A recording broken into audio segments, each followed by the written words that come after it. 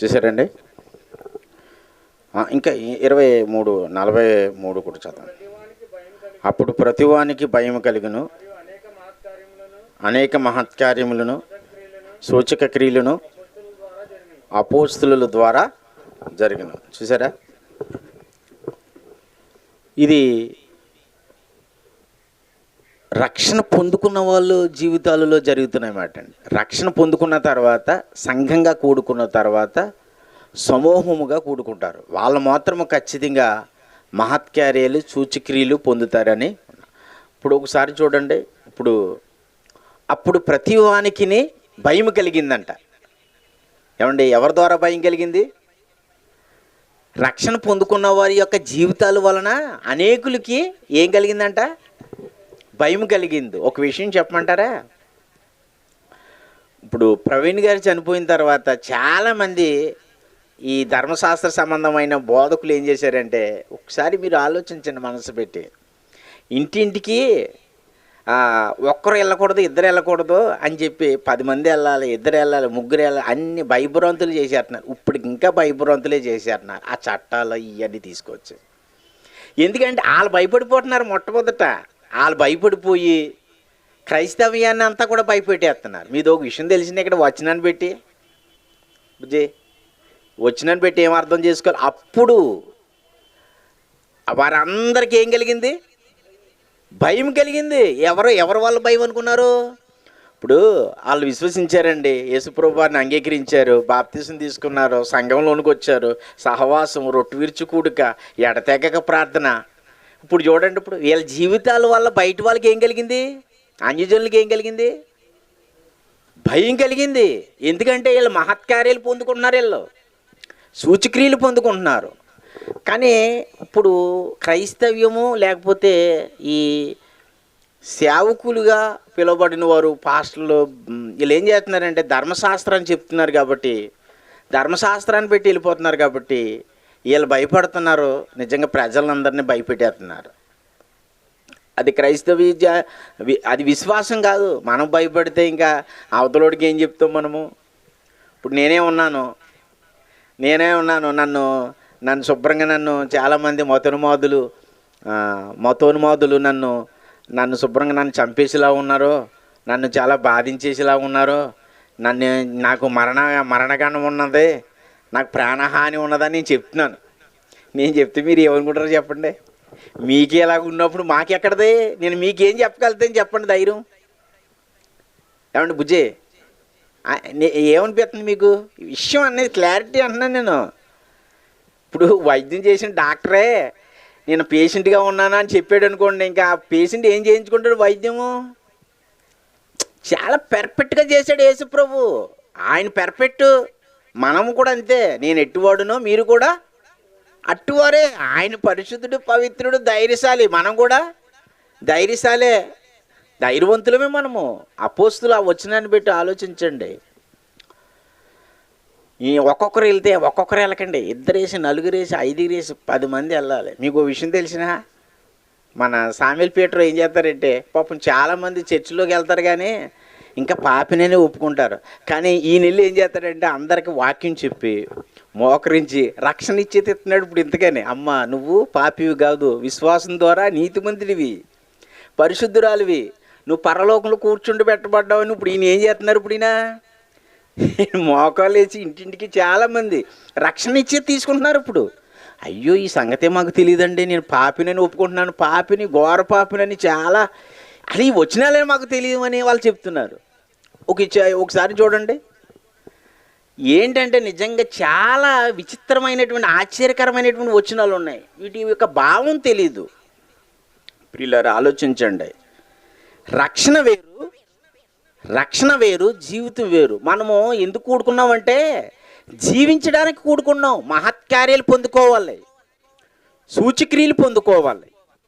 అది కదా పేతురు, మనం వింటాం ఇప్పుడు కూడా వినవలసిన మాట అది. పేతురు 2వ పత్రికలోని 1వ అధ్యాయము 4వ వచనంలో ఏముంటుందంటే, అత్యధికమైనటువంటి వాగ్దానాల మూలముగా ఈ లోకం ముందున్న ఏం చేస్తాం చెప్పండి? అత్యధికమైన వాగ్దానాల మూలముగా చెప్పండి బుజ్జి.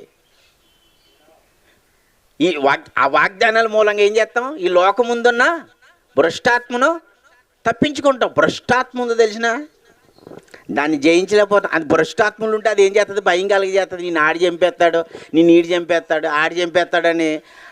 అదంతా అపవాది ఆలోచన, అది అపవాది తలంపులు భయపెడుతూ ఉంటుంది. మనం భయపడడానికి మన భయాన్ని అంత జయించాడు ప్రియులారా ఆయన. ఎపిసి పత్రికలో మీరు ఎబ్రీ పత్రికలో ఉంటుంది. మన మరణం భయముకు దాసులము కాకుండానట్లు ఆయన ఏం చేశాడు?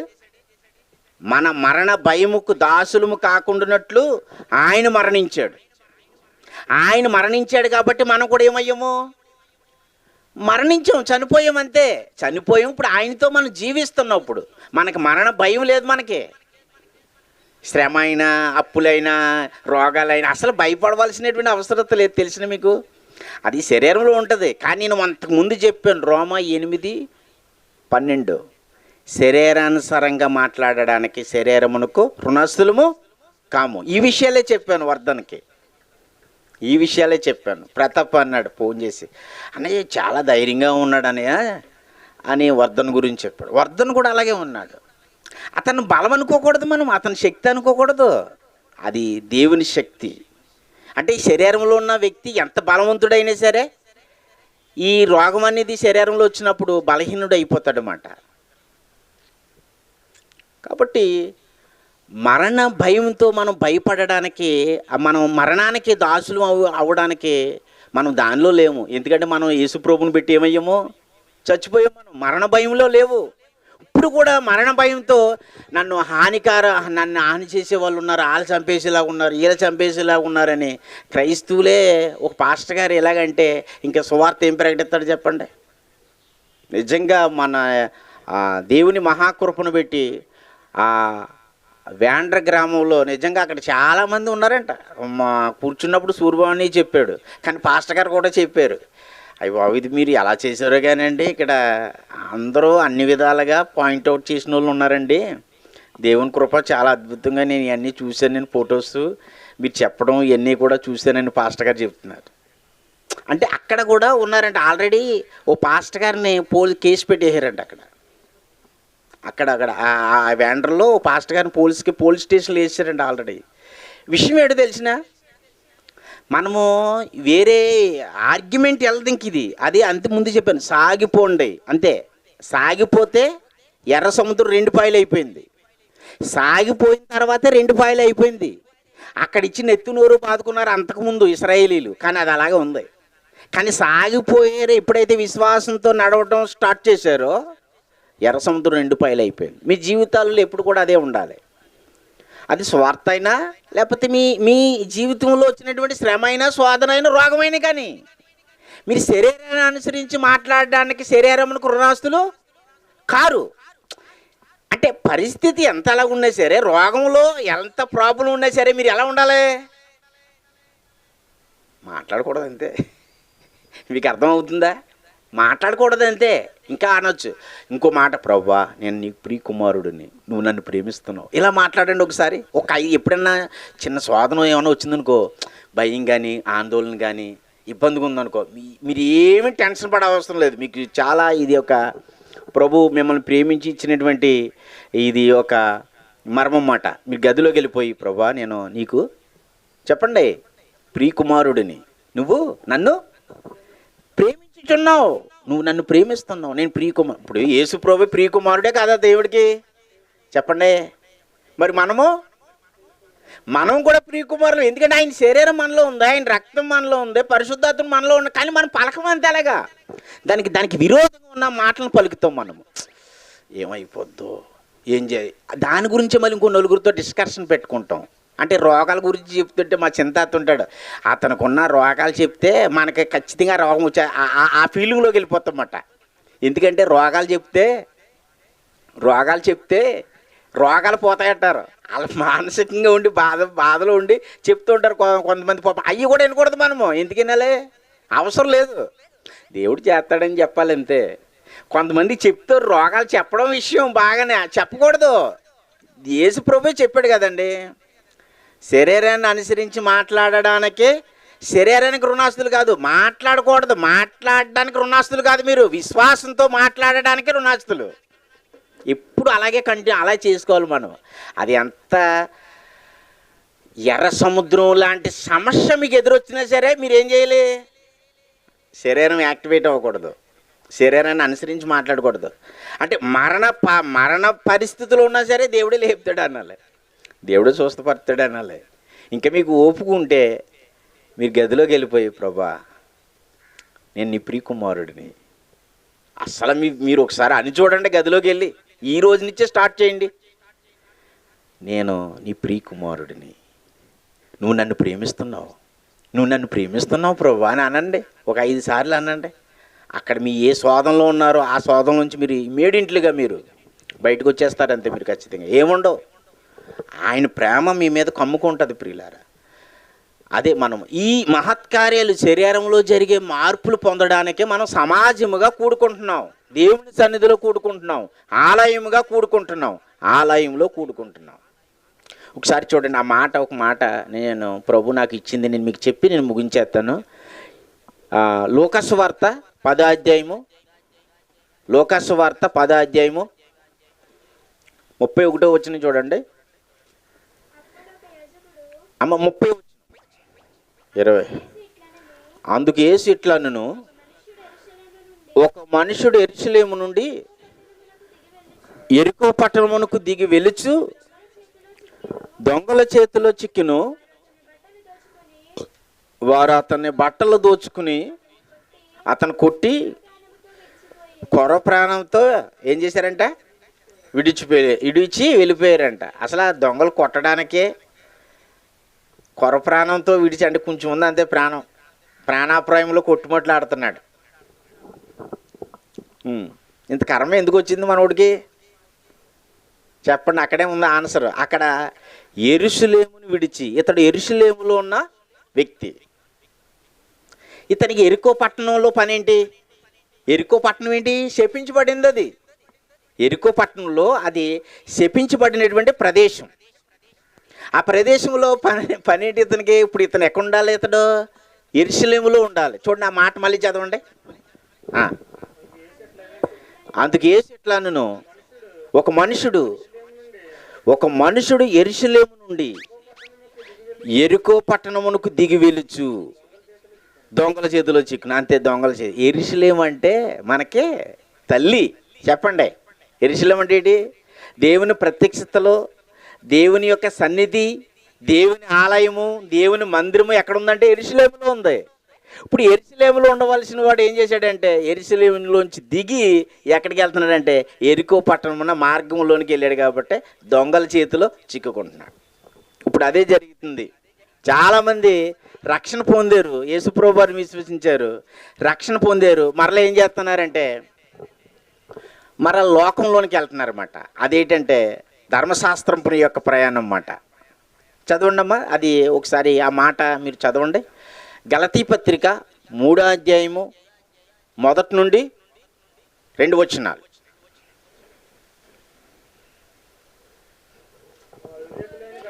ఓ అవివేకులైన గలతీలారా, మిమ్మల్ని ఎవడు భ్రమ పెట్టును? సిలువ వేయబడేవాడైనట్టుగా యేసుక్రీస్తు మీ కన్నుల ఎదుట ప్రదర్శింపబడును కదా. ఇది మాత్రమే మీ వలన తెలుసుకొని కోరుచున్నాను. అంటే ఇక్కడ దానికి ముందు మాట ఏంటంటే, ఓ అవివేకులైన గలతీలారా, క్రీస్తు సిలువ వేయబడినట్టుగా మీ కన్నుల ఎదుట ప్రదర్శింపబడును కదా. అంటే దానికి సపీ ఎన్నో రకాలుగా చెప్తాడు, నట్లుగా అని అంటాడు. ఓహో ఇది వాస్తవా, నిజమా, కన్ఫ్యూజ్ చేస్తాడు, మనల్ని సందేహంలో పెట్టేస్తాడు దుష్టుడు. మీ కన్నుల ఎదుట ప్రదర్శింపబడును కదంటే ఇక్కడ యేసుప్రభుని చూడాలి. ఇక్కడ యేసుప్రభు శరీరము రక్తం ఉంది. అని నమ్ముతాడేటి? నమ్మడు. ఇప్పుడు ఇది ఏంటి? మనం నమ్ముతాం. మనం ఇప్పుడు ఇది మన కన్నులతో దీన్ని చూడాలంతే, మన కన్నులు తెరవబడతాయి. అది చెప్తున్నాడు మాట. అప్పుడు గలతీలతో చెప్తున్నాడు మాట, క్రీస్తు మీ సిలువ వేయబడినట్టుగా మీ కన్నులతో చూడండి అని చెప్తున్నాడు. తర్వాత 2వ వచనంలో ఏం చెప్తున్నాడు? చదువు తమ్ముడు. ఇది మాత్రమే మీ వలన తెలుసుకున్న కోరుచున్నాను. ధర్మశాస్త్ర సంబంధమైన క్రియల వలన ఆత్మను పొందితిరా, విశ్వాసంతో వినుట వలన పొందితిరా? మీరంత అవివేకులైతిరా. మొదట ఆత్మానుసారముగాను ఆరంభించి శరీరానుసారంగా పరిపూర్ణులగుదురా. వ్యర్థముగానే ఇన్ని కష్టములు అనుభవించుదురా. ఇది నిజముగా అర్థమగునా?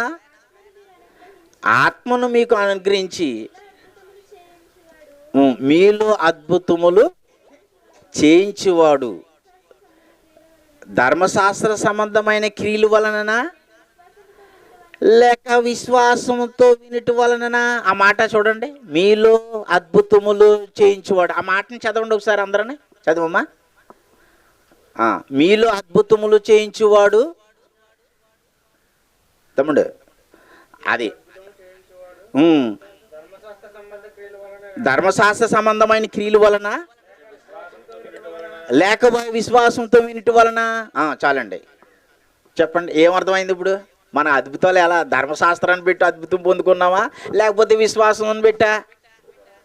విశ్వాసమును పెట్టి. ఈ గలతీలతో చెప్తున్నాడు అన్నమాట. అసలు గలతీయులు అంటే సంఘాలన్నీ కూడా రోమపత్రిక, కొరింథీ పత్రిక ఇవన్నీ కూడా వివరణ విన్నాం మేము. విని వాటిని చదివి గలతీ పత్రికలన్నీ చదివాం. ఒక అధ్యాయం ఒక పింటు మిస్ అయిపోకుండా అసలు ప్రతి దాన్ని సెంటర్ అన్నీ కూడా విడగొట్టి మేము చదవమాట. ఇప్పుడు ఇక్కడ ఏంటంటే వీళ్ళందరూ కూడా వీళ్ళు గలతీయులు విశ్వాసులు, యేసుప్రభు వారిని విశ్వసించిన విశ్వాసులు. వీళ్ళ అద్భుతాలు ఎలా పొందుకున్నారు? వీళ్ళు విశ్వాసం ద్వారా అద్భుతాలు పొందుకున్నారు. ఇప్పుడు దేవుని కార్యాలు జరగాలంటే ఎలా చేస్తాడు ఆయన? విశ్వాసం ద్వారానే అద్భుతం చేస్తాడు. అది వీళ్ళు అద్భుతాలు పొందుకున్నారు. వీళ్ళు అద్భుతాలు పొందుకుని, సూచక్రియలు పొందుకుని, రక్షణ పొందుకుని, పరిశుద్ధాత్మను పొందుకుని ఎంత తెలివైన వాళ్ళు అంటే చెప్పండి. వీళ్ళు ఏం చేస్తున్నారు? ఇప్పుడు ధర్మశాస్త్రం మూలంగా జీవించాలనుకుంటున్నారు. మీకు అర్థమైందా తమ్ముడు? ఇది బుజ్జి నీకు అర్థమైందా? అది ఇప్పుడు రక్షణ పొందుకుని, ఆత్మను పొందుకుని ఏం చేస్తున్నారంటే మళ్ళీ ధర్మశాస్త్రంలో నీతిమంతులు అవ్వాలి, ధర్మశాస్త్రంలో పరిపూర్ణులు అవ్వాలి అనుకుని మళ్ళీ ధర్మశాస్త్ర పదాజ్ఞలోనికి వెళ్తున్నారు. ఎంత విచిత్రమో చూసారు. అందుకని పౌలు గారు వీళ్ళని ఏమన్నాడంటే, ఓ అవివేకులైన గలతీలారా అని అన్నాడు. అసలు అవివేకులని ఎందుకు అనాలి? వీళ్ళ స్థితిగతి అలాగ ఉంది. ఎందుకంటే వీళ్ళు అవివేకంగా వెళ్తున్నారు. అవివేకమే కదా మరి అది, చెప్పండి, అవివేకమే కదా. ఇప్పుడు రక్షణ పొందారు, మళ్ళీ రక్షణ పొందడానికి జీవించడానికి వెళ్తున్నారు ధర్మశాస్త్రాన్ని బట్టి. కానీ అందుకని అవివేకిలాగా వెళ్తున్నారు. ఇప్పుడు ఒక విషయం తెలిసిన, ఇప్పుడు యేసుప్రభు వారిని విశ్వసించారు అందరూ, అన్ని సంఘాలు, అది పెంతుకోస్తా, లూథరన్, బాప్టిస్టా, అన్నీ అందరికీ యేసుప్రభు వారిని విశ్వసించిన వారందరికీ రక్షణ ఉందండి. మరలా వాళ్ళు ఏం చేశారనుకున్నారు? ఇదిగో గలతీలాగే ఏం చేస్తున్నారంటే మరలా ధర్మశాస్త్రం మూలంగా నీతిమంతులు అవ్వాలనుకుంటున్నారు. చూడండి, ఎవరిని మీరు టచ్ చేయండి, ఎవరిని టచ్ చేయండి, బాబు నువ్వు నీతిమంతుడు అని ఊరుకోండి, మేము నీతిమంతులు కాదంటారు. మీరు ఎవరినన్నా అడగండి, ఒక పాస్టర్ గారిని కానీ లేకపోతే విశ్వాసులను కానీ అని అడగండి, మేము పాపులమండి, నీతిమంతుడికి ఎవరు ఉంటారండి అని అంటారు. అంటే దానికి అర్థం ఏంటి? వాళ్ళకి నిశ్చయిత లేదు. ధర్మశాస్త్రం నీకు నిశ్చయిత కలగజేయదు. ఎందుకు కలగజేయదు అంటే దానికి శక్తి లేదు. ఎందుకు కలగజేయదు అంటే అది విశ్వాస సంబంధమైనది కాదు. గలతీ 3:12 నువ్వు నీతిమంతుడు అని ఒప్పింపు చేయదు. నేను పాపివి, నువ్వు పాపివి, పెర్ఫెక్ట్ అవ్వు, నువ్వు పెర్ఫెక్ట్ అవ్వు, నువ్వు పరిశుద్ధుడిగా ఉండు, జీవించు, పరిశుద్ధుడిగా ఉండని చెప్తుంది అది. దాన్ని అనుసరించి వాళ్ళు కూడా అలాగే చెప్తారు. అదే అన్నాడు కదా 3 మొదట్లో ఏమన్నాడు? ఓ అవివేకులైన గలతీయులారా, మిమ్మల్ని ఎవడో భ్రమపరిచే వాళ్ళు ఎక్కువైపోయారు. ఇప్పుడు మీరు ఇప్పుడు ఎవరికైనా ఎక్కడికైనా వెళ్ళావనుకోండి భ్రమపరుస్తారు. భ్రమ ఏంటి? ఇదిగో నువ్వు నిజంగా నువ్వు దేవుని కుమారుడివేనా, నువ్వు పరిశుద్ధంగా ఉన్నావా, నీతిగా ఉన్నావా, నువ్వు యథార్థంగా ఉన్నావా ఒకసారి చూసుకో అంటే అంతే, మన బ్యాక్గ్రౌండ్ అంతా గుర్తుకొచ్చేస్తుంది. అప్పుడు గుర్తుకొచ్చేసి బేరమని పాపిని ఘోర పాపినని దొల్లి ఏడిచే వాళ్ళు ఉన్నారు, తెలిసినా మీకు? అలా ఒప్పింపు చేస్తున్నారన్నమాట ఈ ధర్మశాస్త్ర సంబంధమైనటువంటి బోధ. అది కాదు ప్రియులారా, అలాగ ఒప్పుకోవడానికి కాదు. మనం ఇందాక చదువుతున్నటువంటి దానిని బట్టి యెరూషలేములో ఉన్న ఈ వ్యక్తి ఏం చేశాడంటే ఎరికో పట్టణానికి వెళ్ళాడు. దొంగల చేతిలో చిక్కుకున్నాడు. కొర ప్రాణంతో ఉన్నాడు. ఇప్పుడు కూడా అలాగే క్రైస్తవ్యం ఉంది. యేసు ప్రభువారిని విశ్వసించిన వీళ్ళు ప్రతి దానిలోనే ఇరిక్కిపోతున్నారు అంతే. పోలీస్ స్టేషన్లో ఇరిక్కిపోతున్నారు, అన్ని విధాలుగా మోసపోతున్నారు, శరీరంలో రోగాలతో మోసపోతున్నారు. మోసపోవడానికి దేవుడు ఎక్కిరించబడతాడా? ఆలోచించి అంత అన్యాయంగా దేవుడు అప్పగింతాడా చెప్పండి? అంత గందరగోళానికి దేవుడు నడిపిస్తాడా మనల్ని? దేవుని శక్తి ఉంది ఇక్కడ మనకి భూమి మీద. ఏంటనుకుంటున్నారు మీరు? అసలు ఈ చిన్న విషయంలోనూ కూడా మనము అధైర్యపడవలసినటువంటి అవసరం లేదు. ఆవగించేంత విశ్వాసం ఉంటే. టైం ఎంత అయింది తమ్ముడు? ఒకసారి చెప్పు. 12:30. చూసారా? ఆవగించేంత విశ్వాసం ఉంటే ఈ కొండను పొమ్మంటే పోద్దు. అంత విశ్వాసాన్ని దేవుడు మనకి కలగజేస్తాడనమాట. కాబట్టి ఒక మాట చూడండి, ఆ మాట చెప్పి నేను ప్రార్థన చేస్తాను. కొరింథీ మొదటి పత్రిక 11వ అధ్యాయం 29, 30, 32 ఈ వచనాలలో నిజంగా మనం ఎప్పుడు కూడా చూడాలి, లేకపోతే మనం మోసపోతాం. మనం ఇందువలననే మీలో అనేకులు బలహీనులను రోగులనై ఉన్నారు. అమ్మ 29 కూడా చదువు. 29 ప్రభు శరీరం అని వివేచింపక తిని త్రాగువాడు అదమాట శిక్షా విధి పొందటకే తిని త్రాగుచున్నాడు. శిక్ష అంటే ఏంటో తెలియాలి మనకి ఎప్పుడు కూడా. వివేచన అంటే ఏంటి, శిక్ష అంటే ఏంటి, ఇవన్నీ తెలుసుకోవాలి. కలిపెట్టినారు, మిక్సింగ్ చేసేస్తున్నారు. మిక్సింగ్ చేయకూడదు. మిక్సింగ్ చేస్తేనే కలిపెత్తి ఎలా అర్థమవుతుందండి? దేవుడే స్పష్టంగా రానితే కలపడానికి వీళ్ళకి ఎవరిచ్చారు అధికారం? వీళ్ళకే. దేవుడు ప్రతిదాన్ని స్పష్టంగా రాస్తే కలిపేయడానికి వీళ్ళు ఎవరు అంటున్నాను? వీళ్ళు ఒకటి తీయకూడదు, ఒకటి వేయకూడదు అన్నాడు. ఒకటి తీసినా ఒకటి వేసినా ఈ గ్రంథంలో ఉన్న తెగిళ్ళని వాళ్ళ మీదకి వస్తారని దేవుడు చెప్పాడు. అందుకనే చాలామంది అలా మూలుగుతున్నారు. ఇప్పటికి కూడా శోధనలో భయాలతో ఉన్నారు. కొంతమంది ఏంటంటే వాళ్ళ మార్గం తీసుకుంటున్నారు. కలిపేయకూడదు. ప్రభు శరీరం అని వివేచింపక తిని త్రాగువాడు శిక్షా విధి పొందుటకే తిని త్రాగుచున్నాడు. అదేంటి? అంటే వివేచింపకుండా తీసేసుకుంటున్నారు. నేను నీతిమంతుడిని, పరిశుద్ధుడిని, కృతజ్ఞతాపూర్వకంగా తీసుకోవాలి ప్రభు శరీరాన్ని. కానీ దీనికి ఆపోజిట్ తీసుకున్నారు వాళ్ళు. నేను పాపిని, నేను ఘోర పాపిని. అంటే ధర్మశాస్త్రంలోకి వెళ్ళినప్పుడు ధర్మశాస్త్రం ఏం చెప్తుంది? నువ్వు పాపి అని చెప్తుంది. నువ్వు అబద్ధం ఆడావు, నువ్వు దొంగతనం చేసావు, నువ్వు వ్యభిచారం చేసావు, నువ్వు అరుగుడు కాదు, నువ్వు దీన్ని తీసుకోవడానికి యోగ్యుడని ప్రయత్నించు అంటే ఆడు ఏం చేస్తాడంటే ఇప్పుడు అక్కడక్కడికి యోగ్యుడిని అవ్వాలని ప్రయత్నం చేస్తాడు. మనం యోగ్యులమా అయోగ్యులమా చెప్పండి అమ్మా? యోగ్యులు మనము. ఈ యోగ్యతను ఒప్పుకోవాలి అక్కడ. అదే నిశ్చేత అంటే. నీళ్ళు ఏం చేస్తారో చెప్పేవాడు ఏం చేస్తారంటే దానికి విరోధంగా చెప్తాడనమాట. అయోగ్యంగా నువ్వు ఉన్నావేమో చూసుకో అంటే అన్ని అయోగ్యాలే వస్తాయి మరి ధర్మశాస్త్రం పెట్టి. అన్నీ అయోగ్యంగానే ఉంటుంది. దాన్ని కంటిన్యూ చేయండి. 30 వచనం ఏమన్నాడంటే ఇందువలనే కదా మీలో అనేకులు బలహీనులను రోగులనై ఉన్నారు. చాలామంది నిద్రించుచున్నారు. అంతే, చచ్చిపోతారంతే. ఇంకా నిద్రలోకి వెళ్ళిపోతారంతే. ఇంక జీవితం ఉండదు. ఇంకా చాలామంది అలా అయిపోతున్నారు అన్నమాట. అంటే బలహీనులు, రోగులు. రోగము చనిపోవడానికి ముందు ఇవే మార్గ సూచనలు ఇవి తెలిసినండి. అంటే అన్యజనులు అయినా సరే, క్రైస్తవుడైనా సరే చనిపోవడానికే ముందేటి బలహీనతలు. అంటే కొన్ని పాప బలహీనతలు ఉంటాయి. రెండోది రోగము. ఆ రోగం ఏ రోగం అని ఉంటాయి, నెక్స్ట్ చనిపోవడమే. ఇలా జరుగుతుంది క్రైస్తవ్యంలోనూ కూడా. ప్రియులారా ఆలోచించండి, ఈ రోగాలు కూడా ఎందుకు వస్తున్నాయంటే వీళ్ళు ఎంచుకునే విధానం బాగలేదు. వీళ్ళు విశ్వసించారు, మరలా ధర్మశాస్త్రంలోకి వెళ్తున్నారు. ధర్మశాస్త్రం ఏం చేస్తున్నాడు? పాపిని, ఘోర పాపిని అని ఒప్పింపజేస్తుంది. అది దానివల్ల ఇబ్బందులు అయిపోతుంది. కంటిన్యూ చేయండి. ఆ మాట ఇక్కడ ఒక మాట ఉంటుంది. అయితే మనల్ని మనమే విమర్శించుకుని ఎడాలి. అంతేనా? అది మాట. విమర్శించుకోవాలి. విమర్శించుకుంటే నువ్వు దేనిలోకి వెళ్ళావు? తీర్పులోకి వెళ్ళావు, అంటే శిక్షలోకి వెళ్ళవు మాట. మనల్ని మనమే విమర్శించుకుని ఎడలా. కంటిన్యూ చేయండి. మనము తీర్పు పొందిన ఎడల లోకముతో పాటు మనకి శిక్షావిధి కలగకుండానట్లు ప్రభు చేత శిక్షింపబడుచున్నాము. మీరు నేను ఇక్కడ మాట్లాడిద్దున్నాను, ప్రార్థన చేసుకుందాం, నాకు ఆన్సర్ చెప్పండి సరిపోద్ది. ఓకేనా? లోకంతో పాటు మనం శిక్ష విధించకుండా చెప్పండి. లోకానికి ఉన్న శిక్ష ఏంటి, మనకున్న సంఘానికి ఉన్న శిక్ష ఏంటి? సర్లే, ఇంతకు ముందు చెప్పాను, చెప్పండి. ఇది నాకు వినోదు, విన్నారా? అందుకే అడుగుతాను, ప్రశ్న అడుగుతున్నా, జాగ్రత్తగా చెప్పండి అన్న. లోకంతో పాటు మనకే శిక్షా విధి విధించకుండా ప్రభు చేత శిక్షింపబడుచున్నాము. లోకానికి ఉన్న శిక్ష ఏంటంటే, లోకం అంతా పాపం అట. వీళ్ళందరినీ తీసుకెళ్ళి ఎక్కడ ఏం చేస్తారంటే అగ్నిగుండంలో పడేస్తారు, నరకంలో పడేస్తారు తీసుకెళ్ళి. లోకం అంతా కూడా తీర్పు నరకంలోకి వెళ్తుంది అన్నమాట, అగ్నిగుండంలోకి వెళ్తుంది. ఆ అగ్నిగుండంలోనికి నరకంలోనికి వెళ్ళకుండానట్లే మళ్ళీ ఇక్కడ ఏం చేస్తాడు చెప్పండి? ప్రభు చేత శిక్షింపబడుచున్నాము. ప్రభు చేత శిక్షింపబడుచున్నాము మనము. ప్రభు చేత శిక్ష ఏంటంటే, మీరు బలహీనులు, మీరు రోగులు. ఆ శిక్షలో తరిపిది చేస్తారన్నమాట. ఆయన మంచిదే. ఒక తండ్రి తన కుమారుని శిక్షించినట్లు నేను కుమారులుగా చూస్తున్నాను కాబట్టి నేను ఏం చేస్తున్నాను మిమ్మల్ని చెప్పండి. ఇబ్రీ పత్రిక 12:12 ఉంటుంది ఈ మాట. తండ్రి కుమారులను శిక్షించినట్టుగా నేను మీకు తండ్రిని కాబట్టి మీరు నా కుమారులు కాబట్టి నేను ఏం చేస్తున్నాను, మిమ్మల్ని శిక్షిస్తున్నాను. శిక్షించాలి. ప్రభు శిక్షణ మీరు తృణీకరించవద్దు.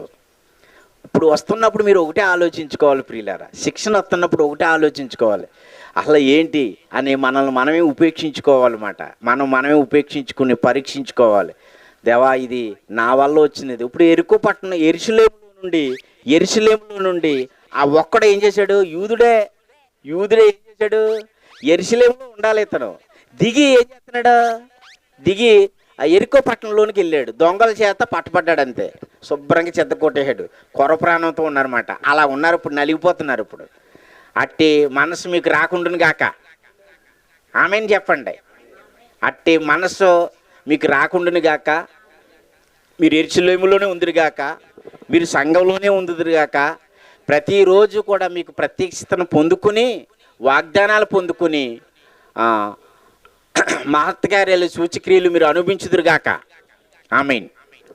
పరిశుద్ధుడైన మా దేవా, నాయనా, నీ కృపలో మీరు ఏర్పాటు చేసిన ఈ పిల్లలను పెట్టి మహత్కార్యాలు సూచక్రియలు మేము రాజులము యాజకులము ప్రభా నీ పనిలో సాగిపోవలసిన వారు. ఇట్టి బాధ్యత మాకు ఇచ్చినందుకే మీకు స్తుతులు అర్పిస్తున్నాం. సహాయం దయచేయమని. ఇదిగో నాయన, వర్ధన కొరకు మేము ప్రార్థన చేసాము. మీరు సహాయం చేసినందుకు మీకు స్తోత్రాలు. నాయన, దండయాత్ర నిమిత్తం మేము ప్రార్థన చేసాము. నాయన, అద్భుతంగా మీరు జరిగించినందుకే నీకు స్తోత్రాలు చెల్లించుకుంటున్నాం.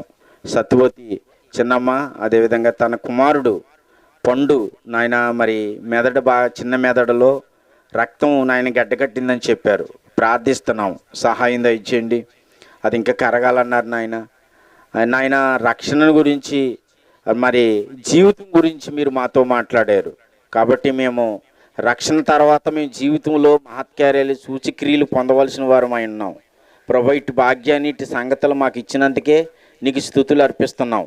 ఇంకా నాయన, మరి తల వంచి ఈ యొక్క ఆరాధనలో పాలు పొందిన నీ పిల్లలు, వారు ఎలాంటి బలహీనతలు ఉన్నప్పటికీ వారిని స్వస్థపరచండి, సహాయం దయచేయండి నాయన. గ్రహింపు లేక ఎంతోమంది లోకంలో తిరుగుతున్నారు నాయన. వాళ్ళతో పాటు నాయన నిన్ను విశ్వసించిన వారు కూడా తిరుగుతున్నారు ప్రభువా. సత్యాన్ని నాయన అర్థమయ్యేటట్టుగా ప్రతి విషయాన్ని స్పష్టంగా రాయించారు. మమ్మల్ని ప్రేమించి మీరు సంగతులు ఇచ్చినందుకే నీకు స్తుతులు అర్పిస్తూ నీ పిల్లలను బలపరచమని, ధైర్యపరచమని యేసు ప్రభు నామంలో ప్రార్థన అడిగి వేడుకుంటున్నాను మా పరమ తండ్రి. ఆమేన్. తండ్రి యొక్కయు కుమారుని యొక్కయు పరిశుద్ధాత్మ అన్యోన్య సహవాసము కూడి ఉన్న మనందరికీ ఇప్పుడును ఎల్లప్పుడూ సదాకాలం తోడుగా ఉండి నడిపించి ఆశీర్వదించును గాక. ఆమేన్. ప్రియులరా, మరి యథావిధిగా మంగళవారము బైబిల్ స్టడీ ఉంటుంది. అందరూ కూడా సిద్ధపడండి, ప్రార్థన పూర్వకంగా సిద్ధపడండి. మందిరము రోడ్డు వైపుకు వచ్చేటట్లుగా మీరు ప్రార్థన చేయండి. దేవుడు ద్వారాలు తెరుస్తాడు, ఆయన నడిపించుకుంటాడు. సంఘం మందిరం ఆయనది, ఆయన చక్కగా ఆయన జరిగించుకుంటారు. ప్రియులరా, మీరు ప్రార్థించండి.